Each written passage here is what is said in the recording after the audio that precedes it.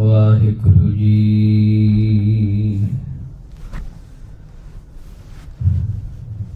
दीनन की प्रतिपाल करै नित, संत उबार गनी मन गारै। पशु पशु नग नाग नराधप, सर्ब समय सबको प्रतिपारै। पोखत है जल में थल में, पल में कल के नहीं कर्म विचारै। दीन दयाल दया नित, दुख न देखत है पर देत न हारै। दंडौत बंधने अनक बार, सर्व कला समरथ। डोलन ते राखो प्रभु, नानक दे कर हथ। वाहिगुरु जी का खालसा, वाहिगुरु जी की फतेह। सत्कारयोग गुरु रूप गुरु प्यारी साध संगत जी, आप जी वडभागे हो जो दीन दुनिया के मालक सतगुरु श्री गुरु ग्रंथ साहिब जी महाराज जी की पावन हजूरी अंदर सुशोभित होके सतगुरां दी रब्बी अगमी इलाही अकाली तुरकी गुरबाणी दे नाल जुड़ के अपने जीवन नूं सफला बना रहे हो। इलाही वाणी दा अमृतमय रस किन्ना कीर्तन आपने श्रवण किया है। आओ हुण कुछ समय लई सतगुरु की पावन गुरबाणी की जो लड़ीवार विचार चल रही है उसदे नाल अपने मन चित नूं जोड़दे हां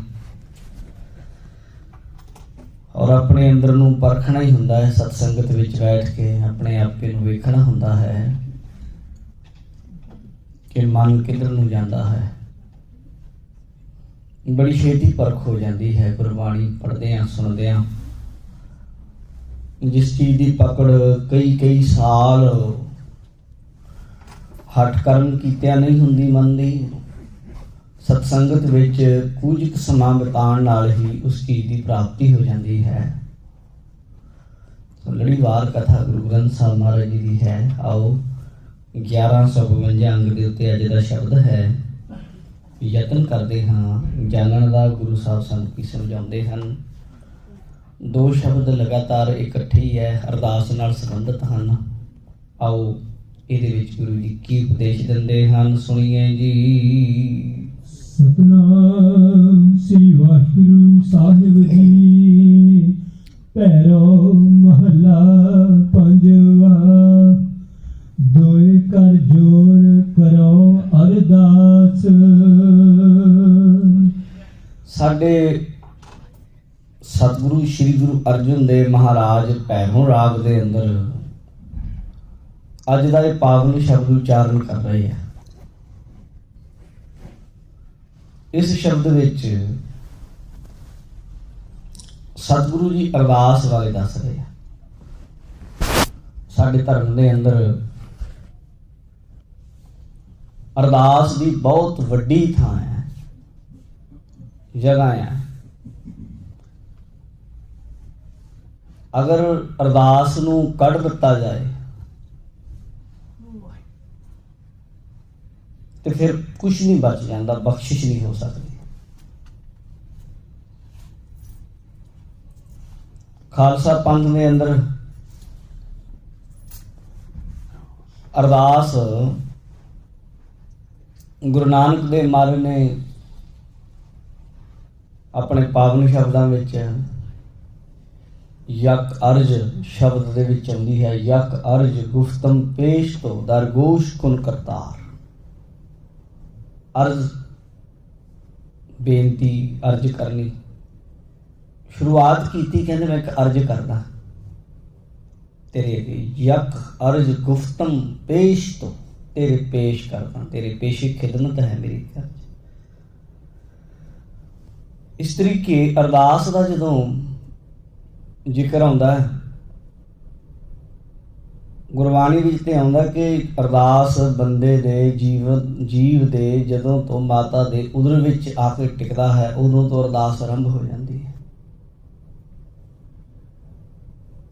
ਉਦੋਂ ਤੋਂ ਅਰਦਾਸਾਂ ਕਰਦਾ ਹੈ, ਅਰਦਾਸ ਨਾਲ ਹੀ ਜੁੜਿਆ ਤੇ ਅਰਦਾਸ ਨਾਲ ਹੀ ਇਹਦਾ ਜੀਵਨ ਹੈ। ਅਗਰ ਅਰਦਾਸ ਜੀਵਨ ਚੋਂ ਨਿਕਲ ਜਾਏ ਤੇ ਫਿਰ ਮਾਣ ਹੰਕਾਰ ਹੀ ਬਚਦਾ ਹੈ, ਫਿਰ ਨਿਰੀਆਂ ਟੱਕਰਾਂ ਹੀ ਨੇ ਸਾਧ ਸੰਗਤ। ਤੇ ਜੇ ਅਰਦਾਸ ਜੀਵਨ ਵਿੱਚ ਹੈ ਤੇ ਜੀਵਨ ਵਿੱਚ ਹਮੇਸ਼ਾ ਚੜ੍ਹਦੀ ਕਲਾ ਹੈ ਤੇ ਹਰ ਵੇਲੇ ਗੁਰੂ ਦਾ ਅਹਿਸਾਸ ਹੈ, ਸ਼ਰਧਾ ਹੈ। ਤਦੇ ਹੀ ਖਾਲਸੇ ਪੰਥ ਦੇ ਅੰਦਰ 2 ਵੇਲੇ ਦੀ ਅਰਦਾਸ ਪੰਥਕ ਰੂਪ ਵਿੱਚ, ਪਰ ਨਿੱਜੀ ਅਰਦਾਸ ਗੁਰਸਿੱਖ ਦੀ ਜਦੋਂ ਗੁਰੂ ਗੋਬਿੰਦ ਸਿੰਘ ਸਾਹਿਬ ਮਹਾਰਾਜ ਦਾ ਜੀਵਨ ਪੜ੍ਹਦੇ ਹਾਂ, ਇਤਿਹਾਸ ਪੜ੍ਹਦੇ ਹਾਂ, ਤਾਂ ਉਹਨਾਂ ਨੂੰ ਪੁੱਛਿਆ, ਮਹਾਰਾਜ ਗੁਰਸਿੱਖ ਕਿੰਨੀਆਂ ਕੁ ਅਰਦਾਸਾਂ ਕਰੇ? ਗੁਰੂ ਗੋਬਿੰਦ ਸਿੰਘ ਸਾਹਿਬ ਨੇ ਆਖਿਆ ਵੀ ਜਿਹੜਾ ਵੀ ਕੰਮ ਕਰਨਾ ਹੈ, ਪਾਣੀ ਵੀ ਪੀਣਾ ਹੈ, ਰੋਟੀ ਵੀ ਖਾਣੀ ਹੈ, ਘੋੜੇ ਦੀ ਸਵਾਰੀ ਵੀ ਕਰਨੀ ਹੈ, ਕੋਈ ਮੰਗਣੀ ਹੈ, ਕੋਈ ਵਿਆਹ ਹੈ, ਕੋਈ ਅਗਰ ਇਤਿਹਾਸ ਵਿੱਚ ਪੜ੍ਹਦੇ ਤਾਂ 101 ਅਰਦਾਸ ਦਾ ਜ਼ਿਕਰ ਹੁੰਦਾ ਜੀ। ਜਿਹੜਾ ਵੀ ਕੰਮ ਕਰਨਾ ਗੁਰੂ ਨੂੰ ਯਾਦ ਕਰਨਾ ਹੈ। ਤੁਸੀਂ ਪ੍ਰਸ਼ਾਦਾ ਛਕਣਾ ਹੈ, ਨਾਨਕ ਪੁਸਰੀਆਂ ਪਕਾਈਆਂ ਪਾਈਆਂ ਥਾਲੇ ਮਾਹੇ, ਜਿਨੀ ਗੁਰੂ ਮਨਾਇਆ ਰੱਜ ਰੱਜ ਸਹੀ ਖਾਹੇ। ਸ਼ੁਰੂਆਤੀ ਕਰ ਲੋ, ਕਾਮ ਕ੍ਰੋਧ ਅਰ ਲੋਭ ਮੋਹ ਬਿਰਸ ਜਾਏ ਹਮੇਵ, ਨਾਨਕ ਪ੍ਰਭ ਸਰਨਾਗਤੀ ਕਰ ਪ੍ਰਸਾਦ ਗੁਰਦੇਵ। ਅਰਦਾਸ ਕਰਕੇ ਛਕੋ। ਜਲ ਛਕਣਾ ਹੈ, ਵਾਹਿਗੁਰੂ ਤੇਰਾ ਸ਼ੁਕਰ ਹੈ, ਅਰਦਾਸ ਹੋ ਗਈ। ਘੋੜੇ ਦੀ ਸਵਾਰੀ ਕਰਨੀ, ਗੱਡੀ ਤੇ ਚੜ੍ਹਨਾ ਹੈ, ਤਾਕੀ ਖੋਲਣੀ ਹੈ, ਉਹਨੂੰ ਯਾਦ ਕਰਕੇ ਵਾਹਿਗੁਰੂ ਮਿਹਰ ਕਰੀ, ਮਿਹਰ ਕਰੀ। ਤਾਂ ਇਹ ਅਰਦਾਸਾਂ ਨੇ ਵੀ ਮਹਾਰਾਜ ਸਾਹਿਬ ਸੱਚੇ ਪਾਤਸ਼ਾਹ ਨੇ ਪਹਿਲੇ ਸ਼ਬਦ ਵਿੱਚ ਅਰਦਾਸ ਕਰਨ ਦਾ ਤਰੀਕਾ ਦੱਸਿਆ ਤੇ ਦੂਜੇ ਸ਼ਬਦ ਵਿੱਚ ਅਰਦਾਸ ਦੀ ਇੰਪੋਰਟੈਂਸ, ਜਿਹਨੂੰ ਕਹਿ ਦਿੰਦੇ ਆਪਾਂ ਅਰਦਾਸ ਦੀ ਕਲਾ, ਤਾਕਤ, ਉਹ ਕੀ ਹੈ, ਦੋਵੇਂ ਨਾਲੋਂ ਨਾਲ ਦਿੱਤੀਆਂ ਨੇ। ਸ਼ੁਰੂਆਤੀ ਪੰਕਤੀ ਵਿੱਚ ਕਹਿੰਦੇ ਨੇ ਅਰਦਾਸ ਕਰਨ ਦਾ ਤਰੀਕਾ, ਦੋਏ ਕਰ ਜੋਰ ਕਰੋ ਅਰਦਾਸ, ਦੋਵੇਂ ਹੱਥ ਜੋੜ ਕੇ ਅਰਦਾਸ ਕਰਿਆ ਕਰੋ। ਕਹਿੰਦੇ ਜਦੋਂ ਗੁਰੂ ਦਰ ਤੇ ਆਉਣਾ ਹੈ ਤੇ ਦੋਵੇਂ ਹੱਥ ਜੋੜ ਲੈਣੇ। ਅਰਦਾਸ ਕਰਨ ਦਾ ਤਰੀਕਾ, ਕਈ ਵਾਰੀ ਸਾਡੇ ਬੰਦੇ ਟੈਲੀਫੋਨ ਨੂੰ ਲੱਗੇ ਹੁੰਦੇ ਆ, ਫੋਨ ਕੰਨ ਨੂੰ ਲਗਾਇਆ ਹੁੰਦਾ ਹੈ, ਆਉਣਗੇ ਗੁਰਦੁਆਰੇ, ਹੱਥ ਵੀ ਨਹੀਂ ਜੁੜਦੇ। ਹਾਂ, ਕੋਈ ਢਿੱਲ ਮੱਠ ਹੈ, ਕੋਈ ਹੱਥ ਨੂੰ ਕੋਈ ਮੋਚ ਆਈ ਹੈ, ਕੋਈ ਪ੍ਰੋਬਲਮ ਹੈ, ਉਹ ਇੱਕ ਵੱਖਰਾ ਇਸ਼ੂ ਹੋ ਸਕਦਾ ਹੈ। ਪਰ ਖਾਲੀ ਹੱਥ ਗੁਰਦੁਆਰੇ ਆ ਰਹੇ ਆ ਤਾਂ ਘੱਟੋ ਘੱਟ ਅਰਦਾਸ ਜਿਹੜੀ ਆ ਉਹਦੇ ਵਿੱਚ ਹੱਥ ਜੋੜਨਾ, ਇਹ ਆਜ਼ੀ ਨਿਮਰਤਾ ਦੀ ਨਿਸ਼ਾਨੀ ਹੈ, ਦੋਵੇਂ ਹੱਥ ਜੋੜਨਾ। ਮਹਾਰਾਜ ਕਹਿੰਦੇ ਦੋਏ ਕਰ ਜੋਰ ਕਰੋ ਅਰਦਾਸ। ਅਰਦਾਸ ਕਰਨੀ ਦੋਵੇਂ ਹੱਥ ਜੋੜ ਕੇ ਨਿਮਰਤਾ ਦਾ ਸੂਚਕ ਬਣ ਜਾਂਦਾ ਹੈ। ਨਿਮਰਤਾ ਨਾਲ ਅਰਦਾਸ ਕਰਨੀ ਹੈ। ਇਉਂ ਮਹਾਰਾਜ ਸਮਝਾ ਰਹੇ ਹਨ, ਜਿਉ ਪਿੰਡ ਧਨ ਤਿਸ ਕੀ ਰਾਸ। ਫਿਰ ਅਰਦਾਸ ਕਰਨ ਲੱਗਿਆ ਕੋਈ ਉੱਥੇ ਹੰਕਾਰ ਮਾਣ ਨਹੀਂ ਜ਼ਾਹਰ ਕਰਨਾ, ਆਪਣੀ ਆਕੜ ਨਹੀਂ ਦਿਖਾਣੀ, ਮੈਂ ਇਹ ਕਰ ਦਿੱਤਾ, ਮੈਂ ਉਹ ਕਰ ਦਿੱਤਾ, ਮੈਂ ਇਹ ਕਰ ਲਵਾਂਗਾ, ਮੈਂ ਉੱਦਾਂ ਕਰ ਲਵਾਂਗਾ। ਬਈ ਤੂੰ ਕੌਣ ਹੈ, ਤੇਰੀ ਹਸਤੀ ਕੀ ਹੈ? ਅਰਦਾਸ ਕਰਨ ਵਾਲਾ ਜੀ ਦੇ ਸਾਹਮਣੇ ਖੜਾ ਹੈ, ਉਹ ਮਾਲਕ ਉਹਨੂੰ ਜੇ ਮੰਨਦਾ ਫਿਰ ਤੇ ਉਹਦਾ ਹੀ ਸਭ ਕੁਝ ਹੈ। ਗੁਰਮੁਖ ਨਿਮਾਣਾ ਹੋ, ਨਿਮਾਣਾ ਹੋ ਜਾ ਤੇ ਇਹ ਸਮਝ ਜੀਓ ਜਿਹੜੀ ਮੇਰੀ ਜ਼ਿੰਦਗੀ, ਮੇਰਾ ਪਿੰਡ, ਮੇਰਾ ਸਰੀਰ, ਧਨ, 4 ਪੈਸੇ, ਤਿਸ ਕੀ ਰਾਸ, ਇਹ ਉਹਦੀ ਤਾਂ ਦਿੱਤੀ ਹੋਈ ਹੈ। ਨਿਮਰਤਾ ਨਾਲ ਅਰਦਾਸ ਕਰਨੀ, ਮਾਣ ਨਹੀਂ ਕਰਨਾ ਆਪਣੇ ਜੀਵਨ ਦਾ, ਆਪਣੇ ਸਰੀਰ ਦਾ, ਆਪਣੇ ਧਨ ਦਾ, ਨਾ ਨਾ, ਬਿਲਕੁਲ ਵੀ ਨਹੀਂ ਕਰਨਾ। ਐਸਾ ਸਾਡੇ ਗ੍ਰੰਥਾਂ ਵਿੱਚ, ਮਹਾਂਪੁਰਸ਼ਾਂ ਦੇ ਜੀਵਨਾਂ ਵਿੱਚ ਮਿਲਦਾ ਹੈ ਕਿ ਮਹਾਂਪੁਰਸ਼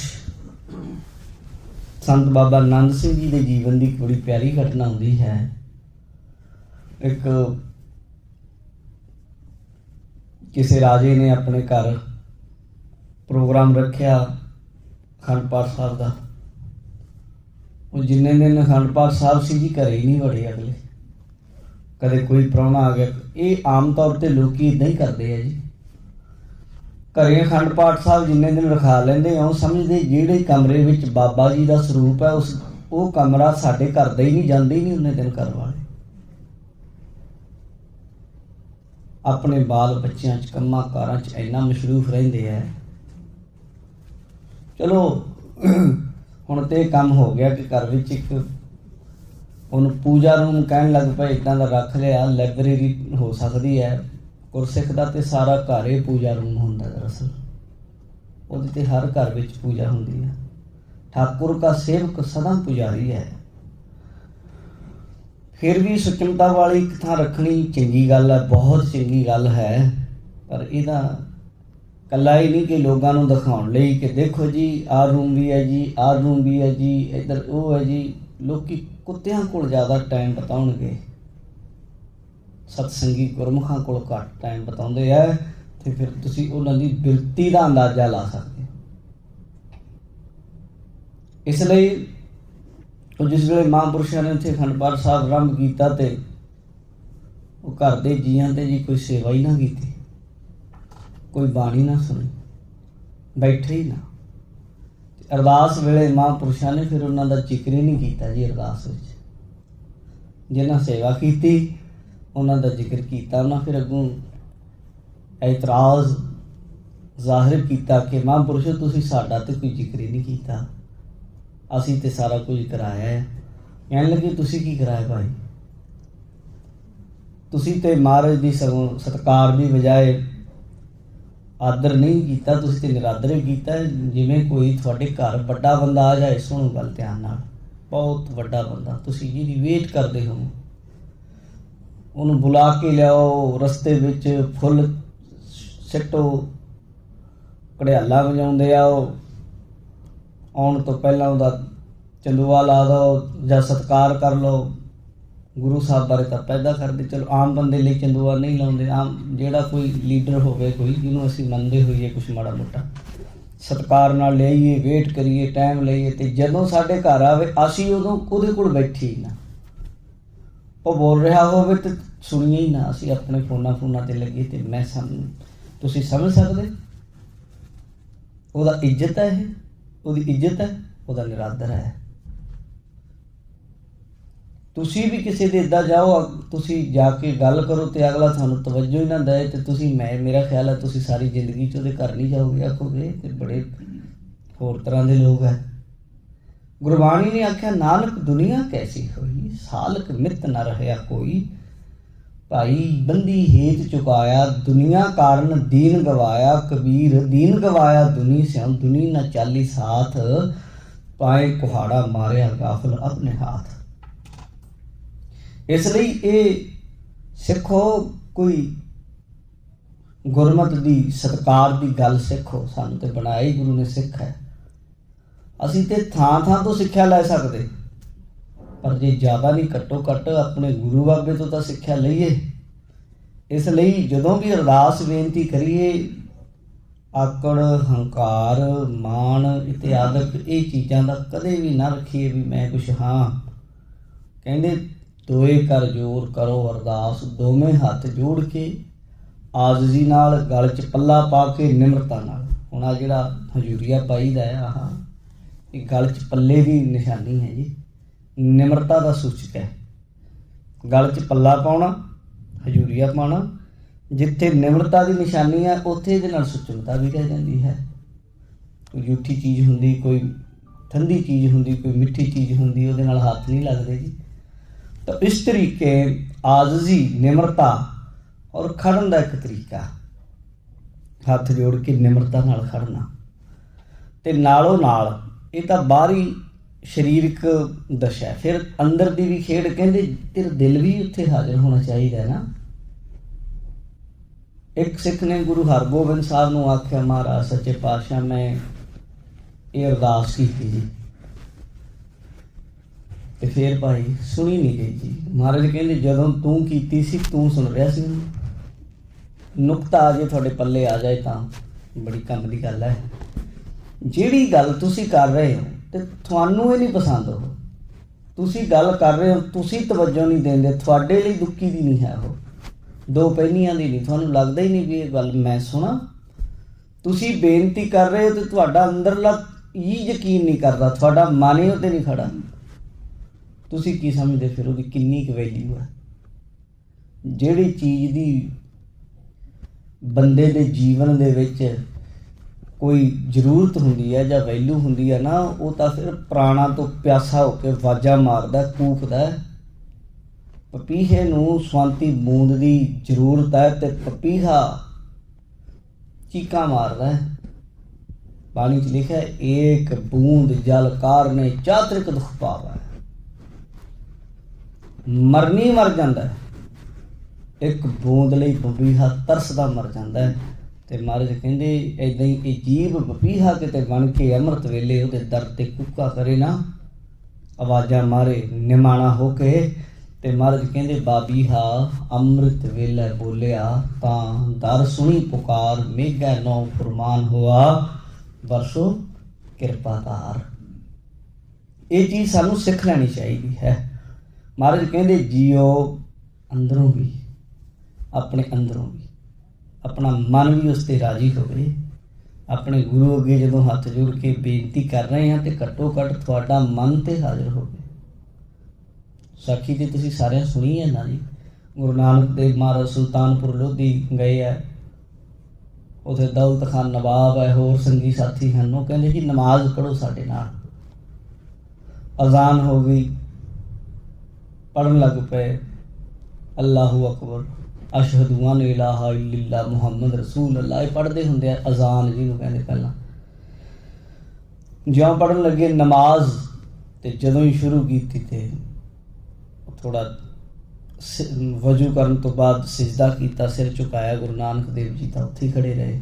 ਜਦੋਂ ਸਾਰੀ ਨਮਾਜ਼ ਹੋ ਗਈ, ਗੁਰੂ ਨਾਨਕ ਦੇਵ ਮਹਾਰਾਜ ਨੂੰ ਕਹਿਣ ਲੱਗੇ ਜੀ ਤੁਸੀਂ ਤੇ ਨਮਾਜ਼ ਸਾਡੇ ਨਾਲ ਪੜ੍ਹੀ ਨਹੀਂ, ਹਾਜ਼ਰੀ ਨਹੀਂ ਲਗਾਈ। ਗੁਰੂ ਨਾਨਕ ਦੇਵ ਮਹਾਰਾਜ ਕਹਿੰਦੇ ਤੁਹਾਡੇ ਨਾਲ ਵਚਨ ਹੋਇਆ ਸੀ ਵੀ ਸਾਡੇ ਨਾਲ ਪੜ੍ਹਿਓ, ਤੁਸੀਂ ਕਿਹੜਾ ਹਾਜ਼ਰ ਸੀ? ਫਿਰ ਜੇ ਤੁਸੀਂ ਪੜ੍ਹਦੇ ਮੈਂ ਜ਼ਰੂਰ ਪੜ੍ਹਨੀ ਸੀ। ਕਹਿੰਦੇ ਜੀ ਹਾਜ਼ਰ ਤਾਂ ਸੀ ਅਸੀਂ। ਕਹਿਣ ਲੱਗੇ ਮਹਾਰਾਜ ਕਹਿੰਦੇ ਨਹੀਂ, ਆ ਤੁਹਾਡਾ ਆਪਣਾ ਮਨ ਜਾਣਦਾ।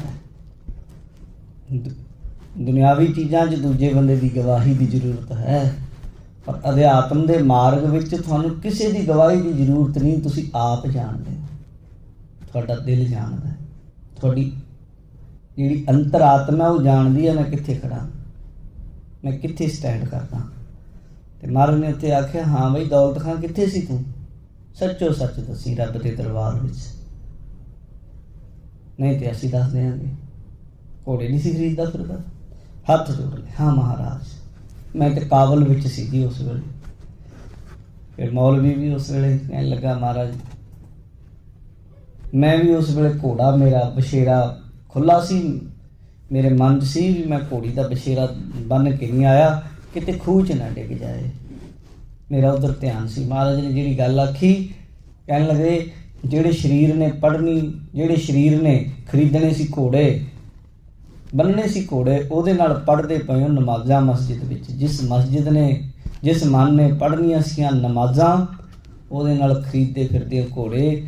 ਨਾ ਨਮਾਜ਼ ਪੜ੍ਹ ਹੋਈ, ਨਾ ਘੋੜੇ ਖਰੀਦ ਹੋਏ, ਦੋਵੇਂ ਪਾਸੇ ਅਧੂਰੇ ਰਹਿ ਗਏ। ਮਨ ਦੀ ਹਾਜ਼ਰੀ। ਦਸ਼ਮੇਸ਼ ਪਿਤਾ ਕਲਗੀਧਰ ਮਹਾਰਾਜ ਦਾ ਬੜਾ ਸੋਹਣਾ ਵਾਕਿਆ ਉਹਨਾਂ ਦੇ ਜੀਵਨ ਵਿੱਚ ਆਉਂਦਾ ਹੈ। ਅਨੰਦਪੁਰ ਸਾਹਿਬ ਦੀ ਘਟਨਾ। ਉਹ ਕੋਈ ਡਰਾਮੇ ਵਾਲੇ ਆ ਗਏ, ਕੁਝ ਸਿੰਘਾਂ ਦੀ ਡਿਊਟੀ ਸੀ ਰਾਤ ਨੂੰ, ਕੁਝ ਤੇ ਦੇਖਣ ਚਲੇ ਗਏ ਵੀ ਚਲੋ ਦੇਖਦੇ ਹਾਂ। ਕੁਝ ਕਹਿੰਦੇ ਨਹੀਂ ਜਾਣਾ ਜੀ, ਇੱਥੇ ਹਾਜ਼ਰ ਰਹੀਏ। ਤੇ ਜਿਹੜੇ ਗਏ ਉਹ ਬੜੇ ਪਰੇਸ਼ਾਨ ਹੋਏ ਵੀ ਮਹਾਰਾਜ ਪਿੱਛੋਂ ਜਾਗ ਗਏ ਜਾਂ ਕੋਈ ਹੋਰ ਗੱਲ ਹੋ ਗਈ, ਬੜੀ ਪਰੇਸ਼ਾਨੀ ਹੈ, ਛੇਤੀ ਛੇਤੀ ਵਾਪਸ ਮੁੜਿਆ ਹੈ। ਜਿਹੜੇ ਰਹਿ ਗਏ ਡਿਊਟੀ 'ਤੇ, ਉਹਨਾਂ ਦੇ ਮਨ ਵਿੱਚ ਅਸੀਂ ਆਪਾਂ ਵੀ ਚਲੇ ਜਾਂਦੇ ਤੇ ਚੰਗਾ ਸੀ, ਇੱਥੇ ਕਿਹੜਾ ਕੁਛ ਹੋਇਆ, ਕਿਹੜਾ ਕੋਈ ਉੱਠਿਆ। ਸਵੇਰ ਹੋਈ, ਗੁਰੂ ਜੀ ਨੇ ਉਠਾ ਲਏ। ਕੌਣ? ਉਹ ਉਠਾਏ ਜਿਹੜੇ ਗਏ ਨਹੀਂ। ਕਹਿੰਦੇ ਬਈ ਤੁਸੀਂ ਹਾਜ਼ਰ ਨਹੀਂ ਸੀ ਰਾਤੀ। ਕਹਿੰਦੇ ਮਹਾਰਾਜ ਇਹ ਤੇ ਗਲਤ ਗੱਲ ਹੋ ਰਹੀ ਆ, ਅਸੀਂ ਤੇ ਹਾਜ਼ਰ ਸੀ, ਜਿਹੜੇ ਨਹੀਂ ਸੀ ਹਾਜ਼ਰ ਉਹਨਾਂ ਨੂੰ ਤੁਸੀਂ ਕਹਿ ਹੀ ਨਹੀਂ ਰਹੇ ਕੁਝ। ਮਹਾਰਾਜ ਕਹਿੰਦੇ ਤੁਸੀਂ ਸਰੀਰ ਕਰਕੇ ਹਾਜ਼ਰ ਸੀ ਪਰ ਮਨ ਕਰਕੇ ਨਹੀਂ ਸੀ ਹਾਜ਼ਰ। ਉੱਥੇ ਬਚਨ ਕੀਤਾ ਹਾਜ਼ਰ ਗੈਰ ਹਾਜ਼ਰ, ਗੈਰ ਹਾਜ਼ਰ ਹਾਜ਼ਰ। ਕਈ ਵਾਰੀ ਹਾਜ਼ਰ ਬੰਦੇ ਗੈਰ ਹਾਜ਼ਰ ਹੋ ਜਾਂਦੇ ਆ, ਕਈ ਵਾਰੀ ਗੈਰ ਹਾਜ਼ਰ ਬੰਦੇ ਹਾਜ਼ਰ ਹੋ ਜਾਂਦੇ ਹਨ। ਤਾਂ ਗੁਰੂ ਸਾਹਿਬ ਨੇ ਜੇ ਸਾਨੂੰ ਅਸੀਂ ਸਰੀਰ ਕਰਕੇ ਬੈਠੇ ਹਾਂ ਤੇ ਘੱਟੋ ਘੱਟ ਬੜੀ ਚੰਗੀ ਗੱਲ ਹੈ ਕਿ ਮਨ ਕਰਕੇ ਵੀ ਬੈਠੇ ਹਾਂ, ਫਿਰ ਤਾਂ ਬਹੁਤ ਵੱਡੀ ਗੱਲ ਹੈ। ਜੇ ਕਈ ਵਾਰ ਐਸਾ ਹੁੰਦਾ ਕੋਈ ਮਜਬੂਰੀ ਹੁੰਦੀ ਹੈ ਅਸੀਂ ਸਰੀਰ ਕਰਕੇ ਨਹੀਂ ਆਏ, ਬੜੇ ਲੋਕ ਆ ਫਸੇ ਆ ਹੁਣ ਜੰਗ ਦੇ ਮਾਹੌਲ ਵਿੱਚ, ਬੜੇ ਕਹਿੰਦੇ ਹੋਣਗੇ ਮਹਾਰਾਜ ਰੱਬਾ ਸੱਚੇ ਪਾਤਸ਼ਾਹ ਸਾਨੂੰ ਲੈ ਜਾ, ਅਸੀਂ ਤੇ ਇੱਥੋਂ ਬਸ ਇੱਕ ਵਾਰੀ ਕੱਢ ਲੈ, ਮੁੜ ਕੇ ਦਰਬਾਰ ਸਾਹਿਬ ਬੈਠੇ ਰਿਹਾ ਕਰਾਂਗੇ, ਮੁੜ ਕੇ ਗੁਰਦੁਆਰੇ ਦੀ ਸੇਵਾ ਹੀ ਕਰੀ ਜਾਵਾਂਗੇ। ਆਮ ਬੰਦਾ ਕਰਦਾ, ਦੁੱਖ ਲੱਗੇ ਤਾਂ ਰਾਮ ਪੁਕਾਰਾ ਹੈ, ਬੰਦੇ ਦਾ ਸੁਭਾਅ ਹੈ, ਪਰ ਜਦੋਂ ਫਿਰ ਉਹ ਵੇਲਾ ਹੁੰਦਾ ਫਿਰ ਭੁੱਲ ਜਾਂਦਾ ਹੈ। ਇਸ ਕਰਕੇ ਮਹਾਰਾਜ ਕਹਿੰਦੇ ਭਾਈ ਆਪਣੀ ਜਿਹੜੀ ਤੁਸੀਂ ਅਰਦਾਸ ਬੇਨਤੀ ਕਰ ਰਹੇ ਉਹਦੇ ਵਿੱਚ ਆਪ ਪਹਿਰਾ ਦਿਆ ਕਰੋ, ਖੜਿਆ ਕਰੋ, ਉਹਦੇ ਵਿੱਚ ਹਾਜ਼ਰ ਹੋਇਆ ਕਰੋ। ਜੇ ਗੁਰੂ ਤੋਂ ਕੁਝ ਮੰਗਦੇ ਤੇ ਮੰਗਣ ਵੇਲੇ ਘੱਟੋ ਘੱਟ ਤੁਸੀਂ ਤੇ ਹੋਵੋ। ਤੁਸੀਂ ਮੰਗ ਰਹੇ ਹੋ, ਮਨ ਤੁਹਾਡਾ ਬਾਜ਼ਾਰ 'ਚ ਘੁੰਮਦਾ ਫਿਰਦਾ, ਟਾਊਨ 'ਚ ਘੁੰਮਦਾ ਫਿਰਦਾ, ਮਾਲ 'ਚ ਘੁੰਮਦਾ ਫਿਰਦਾ, ਅਰਦਾਸ ਗੁਰੂ ਅੱਗੇ ਹੋਈ ਜਾਂਦੀ ਹੈ। ਤੁਹਾਡੇ ਅੱਗੇ ਤੁਹਾਡੇ ਆਪਣੇ ਲਈ ਉਹਦੀ ਕੋਈ ਕੀਮਤ ਨਹੀਂ। ਤੁਸੀਂ ਮੰਨਦੇ ਵੀ ਮੈਂ ਤਾਂ ਐਵੇਂ ਬੋਲ ਰਿਹਾ, ਇਹਦਾ ਤਾਂ ਕੋਈ ਹੈ ਨਹੀਂ, ਕਿਉਂ ਸੁਣਾ ਮੈਂ, ਜੇ ਤੁਹਾਡੇ ਲਈ ਨਹੀਂ ਉਸਦੀ ਕੀਮਤ ਤੇ ਗੁਰੂ ਲਈ ਫਿਰ ਤੁਸੀਂ ਕਿਵੇਂ ਸਮਝ ਸਕਦੇ ਉਹਦੀ ਕੀਮਤ ਹੋਏਗੀ। ਤੁਹਾਡੇ ਨਾਲੋਂ ਵੀ ਵਿਹਲਾ ਗੁਰੂ, ਵੀ ਜਿਵੇਂ ਤੁਸੀਂ ਤੁਹਾਡੇ ਕੋਲ ਟਾਈਮ ਨਹੀਂ ਹੈ ਗੁਰੂ ਕੋਲ ਤੇ ਚਲੋ ਹੈ। ਇਸ ਲਈ ਠੀਕ ਹੈ ਗੁਰੂ ਹਰ ਵੇਲੇ ਹਾਜ਼ਰ ਨਾਜ਼ਰ ਹੈ, ਪਰ ਗੁਰੂ ਕੇ ਸਿੱਖ ਦੇ ਮਨ ਵਿੱਚ ਆਪਣੇ ਗੁਰੂ ਦੇ ਲਈ ਬਹੁਤ ਵੱਡੀ ਭਾਵਨਾ ਹੈ। ਇਉਂ ਮਹਾਰਾਜ ਕਹਿੰਦੇ ਵੀ ਤੂੰ ਅਰਦਾਸ ਕਰਦਾ ਜਦੋਂ ਇਹ ਭਾਵਨਾ ਰੱਖਿਆ ਕਰ, ਜੀਓ ਮੇਰਾ ਜਿੰਦ ਪਿੰਡ ਜਿਹੜੀ ਮੇਰਾ ਸਰੀਰ, ਧਨ ਮੇਰਾ ਪੈਸਾ, ਤਿਸਕੀ ਰਾਸ ਉਹ ਨਹੀਂ ਦਿੱਤਾ ਹੈ, ਉਹਦੀ ਦਿੱਤੀ ਹੋਈ ਰਾਸ, ਪੂੰਜੀ ਕਹਿੰਦੇ ਰਾਸ ਦਾ ਅਰਥ ਹੁੰਦਾ ਪੂੰਜੀ ਰਾਸ਼ੀ, ਉਹਨੇ ਤਾਂ ਦਿੱਤਾ ਸਾਰਾ ਕੁਝ ਮੈਨੂੰ, ਉਹਦਾ ਹੀ ਦਿੱਤਾ ਹੋਇਆ ਹੈ। ਇਸ ਤਰੀਕੇ ਅਰਦਾਸ ਕਰਿਆ ਕਰੋ। ਸੋਈ ਮੇਰਾ ਸੁਆਮੀ ਕਰਨਹਾਰ, ਤੇ ਨਾਲੋਂ ਨਾਲ ਯਕੀਨ ਵੀ ਰੱਖਿਆ ਕਰੋ। ਅਰਦਾਸ ਕਰਕੇ ਉੱਥੇ ਯਕੀਨ ਵੀ ਹੋਣਾ ਚਾਹੀਦਾ। ਸੋਈ ਮੇਰਾ ਸੁਆਮੀ ਕਰਨਹਾਰ, ਉਹ ਮੇਰਾ ਮਾਲਕ ਕਰਨ ਵਾਲਾ ਹੈ, ਕਰੇਗਾ, ਜ਼ਰੂਰ ਕਰੇਗਾ। ਅਰਦਾਸ ਕਰਕੇ ਯਕੀਨ ਵੀ ਕਰਨਾ ਸਿੱਖੋ। ਕਈ ਦੇਖੋ ਕੀ ਕਰਦੇ ਲੋਕ, ਇੱਧਰ ਤੇ ਘੱਟ ਹੈ, ਪੰਜਾਬ ਵਿੱਚ ਪਹਿਲਾਂ ਬੜਾ ਹੀ ਚੱਲਦਾ ਸੀ। ਗੁਰਦੁਆਰੇ ਆਉਣਾ, ਮੱਥਾ ਟੇਕਣਾ, ਨਾਲ ਇੱਕ ਡੋਲੂ ਲਿਆਉਣਾ, ਵੀ ਕਿੱਧਰ ਚੱਲਿਆ ਡੋਲੂ ਲੈ ਕੇ, ਅਖੇ ਜੀ ਗੁੱਗੇ ਪੀਰ ਤੇ ਚੱਲਿਆ, ਉੱਥੇ ਦੁੱਧ ਪਾਉਣਾ, ਅਖੇ ਜੀ ਉੱਥੇ ਵੀ ਅਰਦਾਸ ਕਰ ਦੇਵਾਂਗੇ, ਅੱਗੇ ਜੀ ਉੱਥੇ ਵੀ ਜਾਵਾਂਗੇ ਜੀ, ਉਹ ਲਾਲਾ ਵਾਲੇ ਪੀਰ ਦੇ ਵੀ ਜਾਵਾਂਗੇ। ਵੀ ਤੇਰੇ ਯਕੀਨ ਨਹੀਂ ਹੈ। ਫਿਰ ਜੇ ਗੁਰੂ का ਸਿੱਖ ਹੈ ਗੁਰੂ ਤੇ ਯਕੀਨ ਰੱਖ, ਕਿਉਂਕਿ ਤੇਰਾ ਗੁਰੂ ਤੇਰੇ ਲਈ ਚੰਗਾ ਸੋਚਦਾ ਹੈ।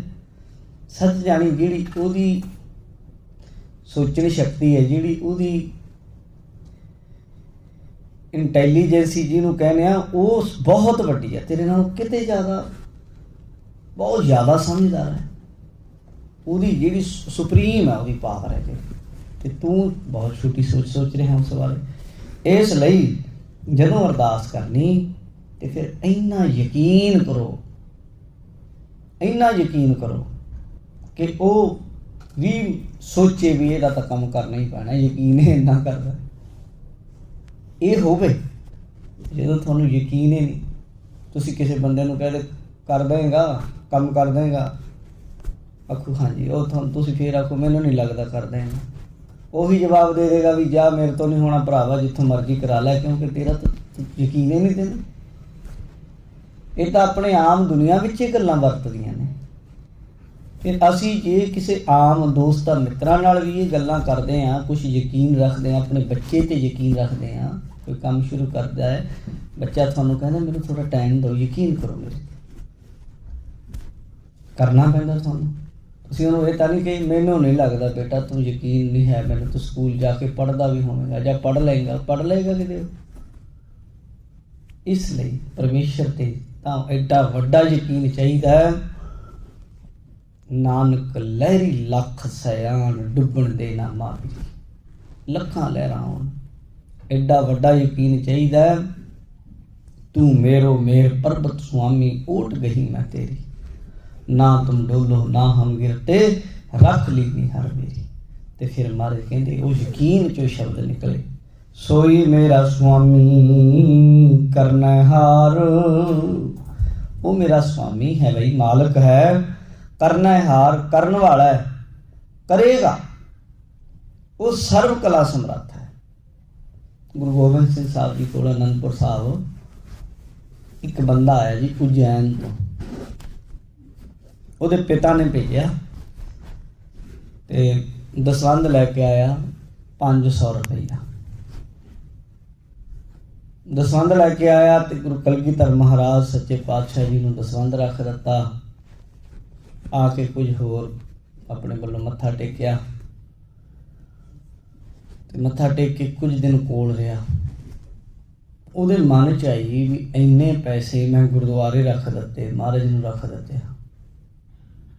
ਤੇ ਗੁਰੂ ਗੋਬਿੰਦ ਸਿੰਘ ਮਹਾਰਾਜ ਨੇ ਉਹਨੂੰ ਕੀ ਦਿੱਤਾ? ਇੱਕ ਕੜਾ ਦਿੱਤਾ ਜੀ। ਐ ਮਹਾਰਾਜ ਨੇ ਪ੍ਰਸ਼ਾਦ ਵਿੱਚ ਕੜਾ ਦੇ ਦਿੱਤਾ। ਕਹਿੰਦੇ ਬਈ ਗੁਰੂ ਮਿਹਰ ਕਰੇਗਾ, ਬਰਕਤ ਪਾਏਗਾ, ਰਹਿਮਤ ਹੋਏਗੀ, ਕਮੀ ਨਹੀਂ ਆਏਗੀ। ਇਉਂ ਬਚਨ ਕੀਤਾ। ਉਹ ਥੋੜਾ ਇਸ ਤਰ੍ਹਾਂ ਦਾ ਵਪਾਰੀ ਸੋਚ ਵਾਲਾ ਬੱਚਾ ਸੀ। ਉਹਦੇ ਮਨ ਵਿੱਚ ਇਹ ਗੱਲ ਆਈ ਵੀ ਇੰਨੇ ਪੈਸੇ ਦੇ ਕੇ ਮੈਨੂੰ ਮਿਲਿਆ ਕਿ ਇੱਕ ਕੜਾ। ਉਦੋਂ 500 ਰੁਪਈਏ ਬਹੁਤ ਹੁੰਦੇ ਸੀ, ਹਜੇ ਵੀ ਕੀਮਤ ਹੈ 500 ਰੁਪਈਏ ਦੀ।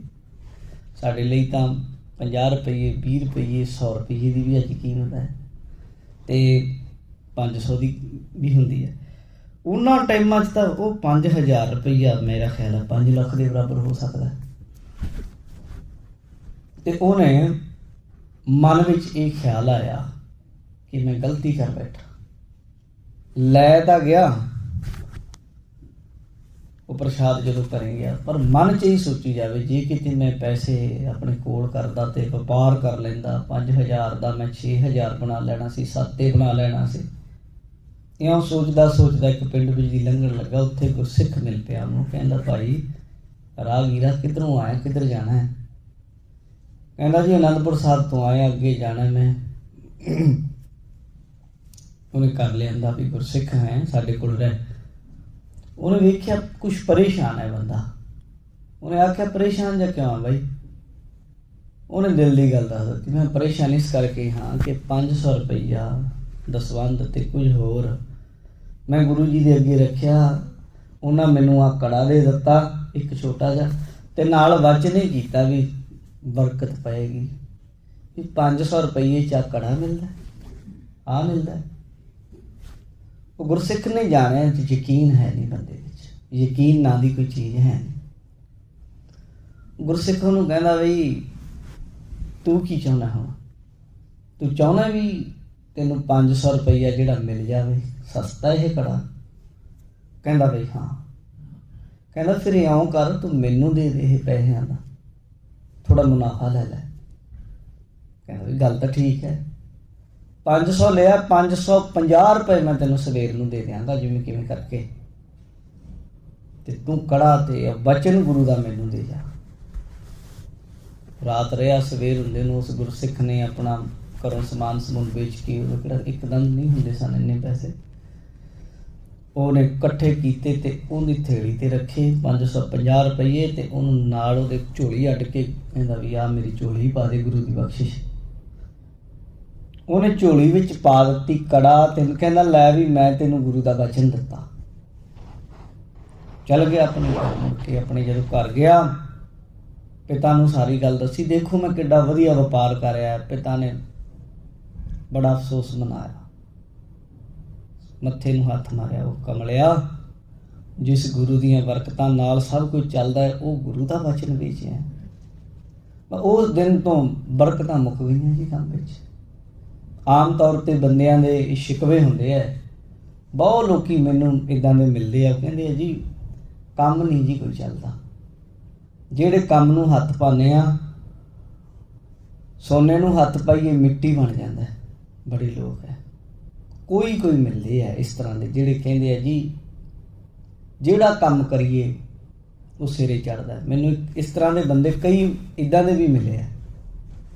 ਮੈਂ ਅੱਜ ਕੱਲ੍ਹ ਨਾਢਾ ਸਾਹਿਬ ਸੇਵਾ ਨਿਭਾ ਰਿਹਾ। ਮੈਨੂੰ ਉੱਥੇ ਇੱਕ ਬੰਦਾ ਸਾਡੇ ਕੋਲ ਆਉਂਦਾ ਹੁੰਦਾ, ਕਹਿੰਦਾ ਜੀ ਮੈਂ ਕਈ ਸਾਲ ਪਹਿਲਾਂ ਮੈਂ ਨਾਢਾ ਸਾਹਿਬ ਪੈਦਲ ਆਉਂਦਾ ਸੀ ਚੱਲ ਕੇ। ਅੱਜ ਕਹਿੰਦਾ ਗੁਰੂ ਨੇ ਇੰਨੀ ਤਾਕਤ ਬਖਸ਼ੀ ਹੈ ਕਿ 2 ਸਾਲ ਮੈਂ ਲਗਾਤਾਰ ਆਉਂਦਾ ਰਿਹਾ, ਸੇਵਾ ਕਰਦਾ ਰਿਹਾ। ਅੱਜ ਇੰਨੀ ਕਿਰਪਾ ਮਾਲਕ ਦੀ, ਮੈਂ ਚਾਹਾਂ ਤੇ ਹੈਲੀਕਾਪਟਰ ਤੇ ਆ ਸਕਦਾ ਇੱਥੇ, ਬਰਕਤਾਂ ਨੇ। ਇੱਕ ਬੰਦਾ ਪਟਿਆਲੇ ਦੇ ਕੋਲ ਪਿੰਡ ਹੈ, ਉਹਨੇ ਬੰਦੇ ਨੇ ਮੈਨੂੰ ਇਹ ਗੱਲ ਦੱਸੀ, ਸਾਡੇ ਘਰ ਆਟਾ ਨਹੀਂ ਸੀ ਹੁੰਦਾ, ਦਾਲ ਨਹੀਂ ਸੀ ਹੁੰਦੀ, ਹੋਰ ਕਈ ਵਾਰ ਸਾਡੇ ਗੁਆਂਢੀਆਂ ਨੇ ਸਾਨੂੰ ਦੇ ਦੇਣਾ। ਕਹਿੰਦੇ ਅੱਜ ਫਰਕ ਤਾਂ ਬੜੀਆਂ ਨੇ। ਜਦੋਂ, ਕਿਉਂਕਿ ਮੈਨੂੰ ਤਾਂ ਜਾਣ ਲੱਗਾ, ਉਹ ਗੁਰਦੁਆਰੇ ਆਉਣਾ, ਉਹਨੇ ਐਡਾ ਥੈਲਾ ਪੈਸਿਆਂ ਦਾ ਭਰ ਕੇ ਲਿਆਉਣਾ ਤੇ ਇੱਦਾਂ ਗੋਲਕ ਤੇ ਉਹਨੇ ਪਾਉਣਾ ਭਰ ਕੇ। ਕੋਈ ਵੱਖਰਾ ਜਿਹਾ ਕੰਮ ਕਰੇ ਬੰਦਾ ਧਿਆਨ 'ਚ ਆ ਜਾਂਦਾ। ਤੇ ਆਖਰ ਉਹ ਕਥਾ ਦਾ ਬੜਾ ਪ੍ਰੇਮੀ ਸੀ। ਮੈਂ ਕਿਹਾ ਫਿਰ ਇੱਧਰ ਕਿਵੇਂ ਜੁੜਿਆ? ਕਹਿੰਦਾ ਇੱਕ ਦਿਨ ਕਥਾ ਚੱਲਦੀ ਸੀ, TV ਤੇ ਚੱਲਦੀ ਸੀ, ਉੱਥੋਂ ਮੈਂ ਸੁਣੀ, ਤੁਸੀਂ ਉਹਦੇ 'ਚ ਦੱਸ ਰਹੇ ਸੀ ਵੀ ਭਾਵੇਂ 1 ਰੁਪਈਆ ਕੱਢੋ, ਦਸਵੰਧ ਜ਼ਰੂਰ ਕੱਢਿਆ ਕਰੋ। ਕਹਿੰਦਾ ਮੈਂ ਕੱਢਣਾ ਸ਼ੁਰੂ ਕਰ ਦਿੱਤਾ ਤੇ ਕਹਿੰਦਾ ਹੁਣ ਹਰ ਮਹੀਨੇ ਇੰਨਾ ਕੁ ਕੰਮ ਹੈ ਮੇਰੇ ਕੋਲ ਵੀ ਇਹ ਦਸਵੰਧ ਹੀ ਹੁੰਦਾ ਜੀ, ਇਹ ਜਿਹੜਾ ਮੈਂ ਕੱਢ ਕੇ ਜਾਣਾ। ਔਰ ਉਹ ਬੰਦੇ ਨੂੰ ਮੈਂ ਜਾਣਦਾ, ਮੇਰੇ ਕੋਲ ਉਹਦਾ ਕੰਟੈਕਟ ਨੰਬਰ ਵੀ ਹੈ। ਬੜੀ ਸੇਵਾ। ਇਹਦਾ ਕਾਰਨ ਹੈ ਤੁਹਾਡੇ ਕੰਮ ਜਿੰਨੇ ਵੀ ਹੈ, ਤੁਸੀਂ ਕਹਿੰਦੇ ਜੀ ਮਿੱਟੀ ਹੁੰਦੇ, ਉਹ ਹੁੰਦੇ, ਸਾਡਾ ਯਕੀਨ ਨਹੀਂ ਹੈ ਨਾ, ਅਸੀਂ ਬਹੁਤ ਲਾਲਚੀ ਕਿਸਮ ਦੇ ਬੰਦੇ ਆ। ਜਦੋਂ ਫਸ ਜਾਂਦੇ ਆ ਨਾ, ਉਦੋਂ ਅਸੀਂ ਕੱਢ ਕੇ ਰੱਖਦੇ ਹਾਂ। ਜਦੋਂ ਆਸਥਾ ਦੀ ਗੱਲ ਕਰਦੇ ਆ ਨਾ ਜੇ ਕਿਤੇ, ਉੱਥੇ ਸਾਨੂੰ ਐਂ ਲੱਗਦਾ ਵੀ ਸਾਨੂੰ ਪਤਾ ਨਹੀਂ ਲੁੱਟੀ ਜਾਂਦੇ। ਕਈ ਬੰਦੇ ਤੇ ਸਾਨੂੰ ਵੀ ਕਹਿਣਗੇ ਕਿ ਬਾਬੇ ਲੁੱਟਦੇ ਆ, ਪਤਾ ਨਹੀਂ 1 ਰੁਪਈਆ ਦਿੱਤਾ ਹੈ, ਪਤਾ ਨਹੀਂ ਦਿੱਤਾ, ਕਦੇ ਕੀ ਲੁੱਟ ਲਿਆ ਤੇਰਾ ਕਿਸੇ ਨੇ। ਲੋਕਾਂ ਦਾ ਸੁਭਾਅ ਹੁੰਦਾ। ਪਰ ਇੱਕ ਗੱਲ ਹਮੇਸ਼ਾ, ਤੁਸੀਂ ਤੁਹਾਡੀ ਜੋ ਮਰਜ਼ੀ ਸੋਚ ਹੈ ਉਹ ਸੋਚਦੇ ਰਹੋ, ਪਰ ਮੈਂ ਤੁਹਾਨੂੰ ਬੇਨਤੀ ਕਰਕੇ ਜਾਣਾ, ਮੇਰਾ ਫਰਜ਼ ਹੈ, ਮੈਂ ਤੁਹਾਨੂੰ ਆਵਾਜ਼ ਮਾਰ ਕੇ ਰੁੱਕਾ ਦੇ ਕੇ ਜਾਣਾ। ਤੁਹਾਡਾ ਕੰਮ ਹੈ ਦਸਵੰਧ ਜ਼ਰੂਰ ਕੱਢੋ। ਜਿਹੜੇ ਕੰਮ ਵਿੱਚ ਸਮਝੋ ਗੱਲ, 10ਵਾਂ ਹਿੱਸਾ ਗੁਰੂ ਗੋਬਿੰਦ ਸਿੰਘ ਜੀ ਦਾ ਪੈ ਗਿਆ, ਪਾਰਟਨਰਸ਼ਿਪ ਹੋ ਜਾਂਦੀ ਹੈ। ਦਸਵੰਧ ਕਿ ਨਹੀਂ, 10ਵਾਂ ਹਿੱਸਾ ਗੁਰੂ ਦਾ, ਜਿਹਦੇ ਵਿੱਚ 10ਵਾਂ ਹਿੱਸਾ ਗੁਰੂ ਗੋਬਿੰਦ ਸਿੰਘ ਮਹਾਰਾਜ ਦਾ ਪੈ ਗਿਆ, ਸਮਝੋ ਕੰਮ ਕਦੇ ਡੁੱਬ ਨਹੀਂ ਸਕਦਾ। ਯਾਦ ਰੱਖੋ, ਕਿਵੇਂ ਡੁੱਬ ਜਾਏਗਾ? ਕਿਉਂਕਿ ਗੁਰੂ ਦਾ ਕੰਮ ਹੈ।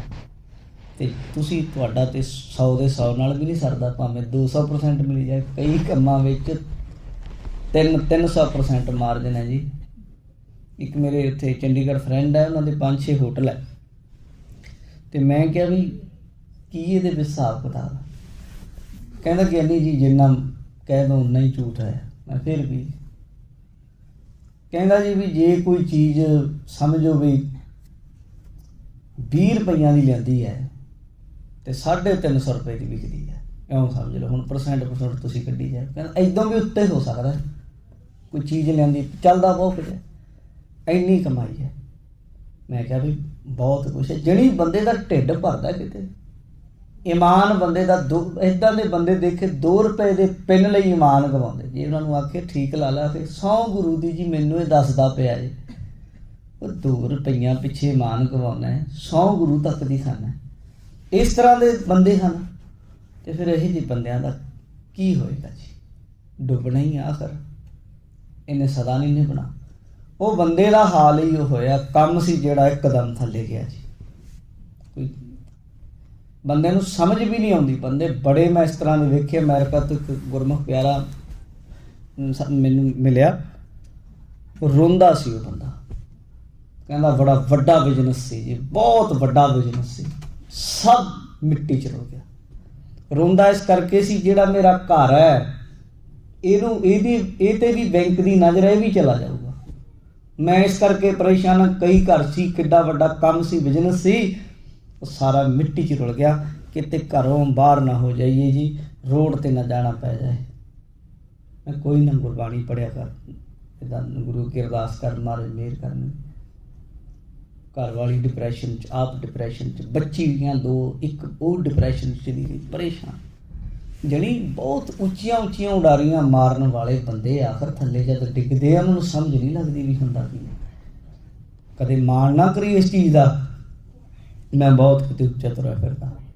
ਇਸ ਲਈ ਜਦੋਂ ਵੀ ਕੋਈ ਚੀਜ਼ ਜਦੋਂ ਅਰਦਾਸ ਬੇਨਤੀ ਕਰਨੀ, ਯਕੀਨ ਕਰਨਾ। ਫਿਰ ਉਹ ਗਰੀਬ ਐਸਾ ਹੋਇਆ, ਉਜੈਨ ਵਾਲਾ ਸਾਥੀ ਜਿਹੜਾ ਆਇਆ ਸੀ, ਕੰਗਾਲੀ 'ਚ ਆ ਗਿਆ।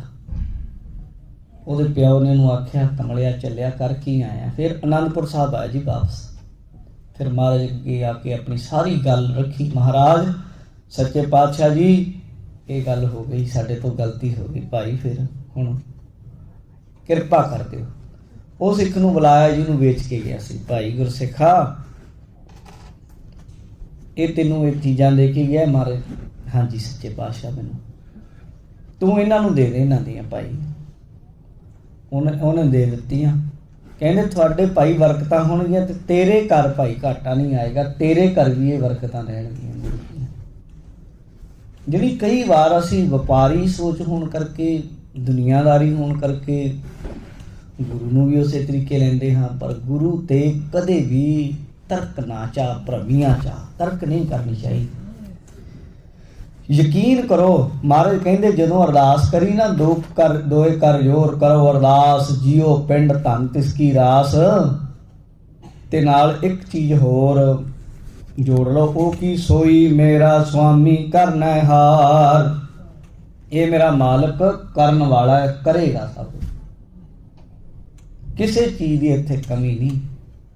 ਇੱਦਾਂ ਦੇ ਬੰਦੇ ਮੈਂ ਤੁਹਾਨੂੰ ਮਿਲਾ ਸਕਦਾ, ਜਿਹੜੇ ਬੰਦੇ, ਜਿਹੜੀ ਦੁਨੀਆ ਦੇ ਡਾਕਟਰ ਹੰਭ ਗਏ, ਠੀਕ ਨਹੀਂ ਹੋਏ, ਬੱਚੇ ਨਹੀਂ ਹੋਏ, ਸਾਰਾ ਕੁਝ ਕਰਵਾ ਕੇ ਵੇਖ ਲਿਆ। ਅੱਜ ਕੱਲ੍ਹ ਬਹੁਤ ਕੁਝ ਚੱਲਦਾ, ਪਰ ਨਹੀਂ ਕੁਝ ਵੀ ਹੱਥ ਪੱਲੇ ਲੱਗਿਆ। ਪਰ ਗੁਰੂ ਦਰੋਂ ਉਹਨਾਂ ਦੀਆਂ ਝੋਲੀਆਂ ਭਰੀਆਂ ਨੇ, ਸਭ ਕੁਝ ਹੋਇਆ। ਇੱਦਾਂ ਦੇ ਬੰਦੇ ਮਿਲਾ ਸਕਦਾ। ਇੱਕ ਬੰਦਾ ਮੈਂ ਆਪਣੇ ਪੋਤਰੇ ਨੂੰ ਲੈ ਕੇ ਆਇਆ, ਮੈਂ ਕਿਹਾ ਜੀ ਕਿੱਦਾਂ? ਕਹਿੰਦਾ ਜੀ ਇਸ ਦਰ ਨਾਲ ਜੁੜੇ ਹੋਏ ਆ, ਮੈਨੂੰ ਮੇਰੇ ਮਾਪਿਆਂ ਨੇ ਇਸ ਦਰੋਂ ਲਿਆ, ਅੱਗੇ ਮੇਰੇ ਪੁੱਤਰ ਨੂੰ ਮੈਂ ਇਸ ਦਰੋਂ ਲਿਆ, ਅੱਗੇ ਸਾਡਾ ਪੋਤਾ ਵੀ ਇੱਥੋਂ ਹੀ ਹੋਇਆ। ਮਹਾਰਾਜ ਨੇ ਕਿਰਪਾ ਕੀਤੀ। ਤਿੰਨ ਪੀੜ੍ਹੀਆਂ ਗਵਾਹੀ ਭਰਦੀਆਂ ਨੇ ਕਿ ਗੁਰੂ ਨਾਨਕ ਦੇ ਘਰੋਂ, ਕੋਈ ਛੋਟੀ ਗੱਲ ਨਹੀਂ ਹੁੰਦੀ, ਗਵਾਹੀ ਗੁਰੂ ਨਾਨਕ ਦੇ ਘਰੋਂ ਬਖਸ਼ਿਆ ਹੋਈਆਂ। ਪਰ ਇਹ ਮਨ ਐਡਾ ਚੰਚਲ ਹੈ ਜੀ, ਸਾਡਾ ਯਕੀਨ ਨਹੀਂ ਕਰਦਾ। ਪਰ ਮਹਾਰਾਜ ਕਹਿੰਦੇ ਯਕੀਨ ਕਰਨਾ ਸਿੱਖੋ ਭਾਈ। ਕੋਟ ਬਾਰ ਜਾਈ ਬਲਿਹਾਰ। ਆਪਣੇ ਗੁਰੂ ਤੋਂ ਕਰੋੜਾਂ ਵਾਰ, ਇੱਕ ਵਾਰ ਨਹੀਂ ਕਰੋੜ ਵਾਰ ਵੀ ਆਈਏ ਤੇ ਬਲਿਹਾਰ ਜਾਈਏ ਆਪਣੇ ਗੁਰੂ। ਐਸੇ ਗੁਰ ਕਉ ਬਲ ਬਲ ਜਾਈਏ, ਆਪ ਮੁਕਤ ਮੋਹਿਤਾ ਹੈ। ਕੀ ਚਾਹੁੰਦੇ ਹੋ ਤੁਸੀਂ? ਤੁਸੀਂ ਆਪਣੇ ਧੀਆਂ ਪੁੱਤਾਂ ਨੂੰ ਕਿੰਨਾ ਪਿਆਰ ਕਰਦੇ ਹੋ? ਗੁਰੂ ਨੂੰ ਨਹੀਂ ਸੀ ਆਪਣੇ ਪਿਆਰੇ ਚਾਰ ਸਾਹਿਬਜ਼ਾਦੇ, ਪਰ ਗੁਰੂ ਨੇ ਤੁਹਾਡੇ ਅੱਗੇ ਰੱਖ ਦਿੱਤੇ, ਤੁਹਾਡੇ ਲਈ ਆਪਣੇ ਪਿਤਾ ਨੂੰ ਕੁਰਬਾਨ ਕੀਤਾ। ਆਪਣਾ ਆਪਾ ਨਹੀਂ, ਆਪਣੇ ਆਪੇ ਨਾਲ ਪਿਆਰ ਨਹੀਂ ਕੀਤਾ ਉਹਨਾਂ ਸਭ ਕੁਝ ਤੁਹਾਡੇ ਅੱਗੇ ਰੱਖਿਆ। ਤੇ ਫਿਰ ਵੀ ਆਖਿਆ, ਹਉ ਖਾਲਸੇ ਕਾ ਖਾਲਸਾ ਮੇਰਾ, ਮੈਂ ਤੁਹਾਡਾ ਤੇ ਤੁਸੀਂ ਮੇਰੇ। ਤੇ ਜੀ ਇੱਦਾਂ ਕੁਝ ਕਰਕੇ ਵੀ ਸਾਨੂੰ ਬਾਪੂ ਪਸੰਦ ਨਹੀਂ, ਫਿਰ ਤੁਹਾਨੂੰ ਦੁਨੀਆ 'ਚ ਕੋਈ ਬੰਦਾ ਪਸੰਦ ਨਹੀਂ ਆ ਸਕਦਾ। ਫਿਰ ਆਪਣਾ ਇਲਾਜ ਕਿਤੋਂ ਕਰਾਓ। ਤੁਹਾਨੂੰ ਕੋਈ ਪ੍ਰੋਬਲਮ ਹੈ, ਜੇ ਗੁਰੂ ਗੋਬਿੰਦ ਸਿੰਘ ਸਾਹਿਬ ਵਰਗੀ ਹਸਤੀ ਨਾਲ ਪਿਆਰ ਨਹੀਂ ਹੋ ਸਕਦਾ ਤੁਹਾਨੂੰ, ਫਿਰ ਤੁਹਾਡੇ ਸੁਰਤ 'ਚ, ਤੁਹਾਡੇ ਹਿਰਦੇ ਵਿੱਚ ਉਹ ਪਿਆਰ ਦਾ ਖਾਨਾ ਹੈ ਨਹੀਂ। ਤੁਸੀਂ ਕਹੋਗੇ ਜੀ ਅਸੀਂ ਤੇ ਕਰਦੇ ਹਾਂ ਜੀ ਕਈਆਂ ਨੂੰ, ਨਹੀਂ ਨਹੀਂ, ਤੁਸੀਂ ਖੁਦਗਰਜ਼ ਲੋਕ, ਖੁਦਗਰਜੀ ਹੈ ਤੁਹਾਡੇ ਅੰਦਰ, ਮੇਰੇ ਅੰਦਰ ਵੀ। ਫਿਰ ਸਾਡੇ ਅੰਦਰ ਪਿਆਰ ਨਹੀਂ ਹੋ ਸਕਦਾ। ਫਿਰ ਸਾਡੇ ਅੰਦਰ ਕੋਈ ਨਾ ਕੋਈ ਜ਼ਰੂਰਤ ਹੈ, ਅਸੀਂ ਉਸ ਕਰਕੇ ਲੱਭ ਕਰਕੇ ਲਾਲਚ ਕਰਕੇ ਜੁੜੇ ਹਾਂ। ਕਿਉਂਕਿ ਜੇ ਪਿਆਰ ਹੈ ਤਾਂ ਫਿਰ ਜਿਹਦੇ ਦਿਲ ਵਿੱਚ ਹੈ ਤੇ ਸਭ ਤੋਂ ਪਹਿਲਾਂ ਆਪਣੇ ਗੁਰੂ ਨੂੰ ਕਰੇਗਾ, ਗੁਰੂ ਗੋਬਿੰਦ ਸਿੰਘ ਸਾਹਿਬ ਨੂੰ ਕਰੇਗਾ, ਕਿਉਂਕਿ ਸਭ ਕੁਝ ਜੋ ਨਹੀਂ ਦਿੱਤਾ ਸਾਨੂੰ। ਇਸ ਲਈ ਭਾਈ ਦੇਖੋ, ਤਦੇ ਤਾਂ ਫਿਰ ਗੁਰਸਿੱਖ ਕਿੰਨੇ ਸੰਗਤ ਆਪਣੇ ਗੁਰੂ ਤੋਂ ਵਾਰਨੇ ਜਾਂਦੀ ਹੈ। ਤੁਹਾਡੇ ਵਿੱਚੋਂ ਕਈ ਐਸੇ ਗੁਰਸਿੱਖ ਹੋਣਗੇ, ਕਈ ਮੁਸ਼ਕਲਾਂ ਹੋਣਗੀਆਂ, ਚਿੰਤਾਵਾਂ ਹੋਣਗੀਆਂ, ਪਰ ਫਿਰ ਵੀ ਗੁਰੂ ਦਰ ਨਹੀਂ ਛੱਡਦੇ। ਕਈ ਜ਼ਰੂਰੀ ਕੰਮ ਵੀ ਹੁੰਦੇ ਆ ਕਈ ਬੰਦਿਆਂ ਕੋਲ, ਪਰ ਫਿਰ ਵੀ ਉਹ ਸਤਸੰਗਤ ਦਾ ਲਾਹਾ ਲੈਂਦੇ ਗੁਰੂ ਦਰ 'ਤੇ ਆਉਂਦੇ ਹਨ। ਜਿਹਨੂੰ ਸਮਝ ਪੈ ਗਈ ਉਹ ਫਿਰ ਆਪਣੇ ਗੁਰੂ ਤੋਂ ਬਲਿਹਾਰੇ ਜਾਂਦਾ ਹੈ। ਸਾਧੂ ਤੁਮ ਪੁਨੀਤ ਕਰੀ। ਬਈ ਗੁਰਸਿੱਖਾਂ ਦੀ ਸੰਗਤ ਵਿੱਚ ਜਾਇਆ ਕਰੋ, ਸਾਧੂਆਂ ਦੀ ਸੰਗਤ ਵਿੱਚ ਜਾਇਆ ਕਰੋ, ਅਰਦਾਸ ਕਰਿਆ ਕਰੋ। ਇੱਥੇ ਆ ਕੇ ਅਰਦਾਸ ਬੜੀ ਛੇਤੀ ਪ੍ਰਵਾਨ ਹੁੰਦੀ ਸੰਗਤ ਵਿੱਚ। ਗੁਰਸਿੱਖਾਂ ਦੀ ਸੰਗਤ ਜੀਵਨ ਬਦਲ ਦਿੰਦੀ, ਉਹਨਾਂ ਦੀ ਧੂੜੀ ਵੀ ਜੀਵਨ ਬਦਲ ਦਿੰਦੀ ਹੈ ਭਾਈ। ਸਾਧੂ ਧੂਰ ਪੁਨੀਤ ਕਰੀ। ਮਹਾਰਾਜ ਕਹਿੰਦੇ ਸਾਧੂਆਂ ਦੀ ਧੂੜੀ ਜੀਵਨ ਨੂੰ ਪਵਿੱਤਰ ਕਰ ਦਿੰਦੀ ਹੈ। ਮਨ ਕੀ ਵਿਕਾਰ ਮਿਟੇ ਪ੍ਰਭ ਸਿਮਰਤ ਜਨਮ ਜਨਮ ਕੀ ਮੈਲ ਹਰੀ। ਕਹਿੰਦੇ ਅਰਦਾਸ ਕਰਿਆ ਕਰੋ, ਪਹਿਲੀ ਗੱਲ। ਦੂਜੀ, ਸਾਧੂਆਂ ਦੀ ਸੰਗਤ ਕਰੋ, ਗੁਰਸਿੱਖਾਂ ਦੀ ਨਿਮਰਤਾ ਨਾਲ ਉਹਨਾਂ ਦੀ ਧੂੜੀ ਮਿਲੇ ਤਾਂ ਚੰਗੀ ਹੈ। ਤੇ ਨਾਲ ਤੀਜੀ ਗੱਲ, ਪ੍ਰਭੂ ਦਾ ਸਿਮਰਨ ਲਾਜ਼ਮੀ ਹੈ। ਅਰਦਾਸ ਰੋਜ਼ ਕਰਦੇ ਆ ਨਾ ਜੀ, ਨਾਨਕ ਨਾਮ ਚੜ੍ਹਦੀ ਕਲਾ ਕਹਿੰਦੇ ਆ। ਹਰੇਕ ਬੰਦਾ ਕਹਿੰਦਾ ਜੀ ਮੇਰੀ ਚੜ੍ਹਦੀ ਕਲਾ ਹੋਵੇ, ਪਰ ਨਾਮ ਨਹੀਂ ਜਪਣਾ ਚਾਹੁੰਦਾ, ਜਪਜੀ ਸਾਹਿਬ ਨਹੀਂ ਕਰਨਾ ਚਾਹੁੰਦਾ, ਸੇਵਾ ਨਹੀਂ, ਸਿਮਰਨ ਨਹੀਂ ਕਰਨਾ ਚਾਹੁੰਦਾ ਹੈ। ਤੇ ਚੜ੍ਹਦੀ ਕਲਾ ਨਾਮ ਬਿਨਾਂ ਕਿੱਦਾਂ ਹੋਏਗੀ? ਇਸ ਲਈ ਮਹਾਰਾਜ ਜੀ ਕਹਿੰਦੇ ਪ੍ਰਭ ਸਿਮਰਤ ਮਨ ਕੇ ਵਿਕਾਰ ਮਿਟਹਿ। ਪ੍ਰਭ ਸਿਮਰਤ, ਮਨ ਦੇ ਵਿਕਾਰ, ਅਵਗੁਣ, ਸ਼ੰਕੇ, ਸੰਸੇ, ਇਹ ਸਾਰੇ ਸਿਮਰਨ ਨਾਲ ਮਿਟਦੇ ਹਨ। ਤੇ ਨਾਲ ਕੀ ਹੁੰਦਾ? ਜਨਮ ਜਨਮ ਕੀ ਮੈਲ ਹਰੀ। ਜਨਮਾਂ ਜਨਮਾਂਤਰਾਂ ਦੀ ਮੈਲ ਕੱਟੀ ਜਾਂਦੀ ਹੈ ਨਾਮ ਜਪਣ ਦੇ ਨਾਲ। ਰਹਾਉ ਜਾ ਕੇ ਗ੍ਰਹਿ ਮੈਂ ਸਗਲ ਨਿਦਾਨ। ਕਹਿੰਦੇ ਭਾਈ ਗੁਰਸਿੱਖਾ ਫਿਕਰ ਕਾਹਦੀ ਕਰਦਾ ਹੈ? ਬਾਬੇ ਨਾਨਕ ਦੇ ਘਰੇ ਘਾਟਾ ਹੈ ਕਦੇ ਕਿਸੇ ਚੀਜ਼ ਦਾ? ਹੋਇਆ ਕਦੇ? ਨਹੀਂ। ਗੁਰੂ ਬਾਬਾ ਜੋ ਮਰਜ਼ੀ ਦੇ ਦੇਵੇ, ਬਖਸ਼ਿਸ਼ ਹੀ ਹੈ। ਭਾਈ ਮਰਦਾਨਾ ਜਦ ਘਰ ਗਿਆ ਜੀ, ਗੁਰੂ ਸਾਹਿਬ ਆਏ ਇੱਕ ਵਾਰ ਤੇ ਘਰੇ ਥੋੜਾ ਕੰਮ ਸੀ, ਕੋਈ ਬੱਚੀ ਦੀ ਸ਼ਾਦੀ ਸੀ। ਜਾਣ ਲੱਗਾ, ਮਹਾਰਾਜ ਕਹਿੰਦੇ ਜਾ ਮਰਦਾਨਿਆ ਫਿਰ ਜਾ ਕਰਿਆ ਕੰਮ, ਮਹਾਰਾਜ ਸੱਚੇ ਪਾਤਸ਼ਾਹ। ਚੱਲ ਗਿਆ, ਜਾਣ ਲੱਗਾ, ਮਰਦਾਨਿਆ ਲੜਕੀ ਦਾ, ਬੇਟੀ ਦਾ ਵਿਆਹ ਹੈ, ਉਹ ਭਾਈ ਕੁਛ ਲੋੜ ਨਹੀਂ ਪੈਸੇ ਟਕੇ ਦੀ ਕਿਸੇ। ਮਹਾਰਾਜ ਮੇਰੀਆਂ ਸਾਰੀਆਂ ਜ਼ਰੂਰਤਾਂ ਨੂੰ ਤੂੰ ਜਾਣਦਾ ਹੈ ਤੇ ਮੈਨੂੰ ਕਾਹਦੀ ਫਿਕਰ? ਫਿਰ ਆ ਜਾ ਫਿਰ ਦਈਏ। ਝੋਲੀ ਕਰ, ਝੋਲੀ ਕੀਤੀ, ਐਦਾਂ ਰੋੜਾਂ ਦੇ ਬੁੱਕ ਭਰ ਲਏ ਮਹਾਰਾਜ ਨੇ, ਭਰ ਕੇ ਬੁੱਕ ਇਉਂ ਝੋਲੀ 'ਚ ਪਾ ਦਿੱਤੇ। ਮਰਦਾਨੇ ਨੇ ਇਉਂ ਉੱਤੇ ਕੀਤਾ ਤੇ ਤੁਰ ਪਿਆ। ਫਿਰ ਆਵਾਜ਼ ਮਾਰੀ, ਉਹ ਮਰਦਾਨਿਆ ਉਹ ਰੋੜ ਨੇ ਭਾਈ, ਤੇਰੇ ਮਨ 'ਚ ਨਹੀਂ ਆਈ ਵੀ ਰੋੜ ਦੇ? ਨਹੀਂ ਮੇਰੇ ਮਾਲਕ, ਤੂੰ ਜਿਹੜੇ ਰੋੜਾਂ ਨੂੰ ਹੱਥ ਲਾ ਦੇ, ਉਹ ਰੋੜ ਸੋਨੇ ਤੋਂ ਵੀ ਮਹਿੰਗੇ ਆ। ਬੋਲੋ ਸਤਨਾਮ ਸ਼੍ਰੀ ਵਾਹਿਗੁਰੂ।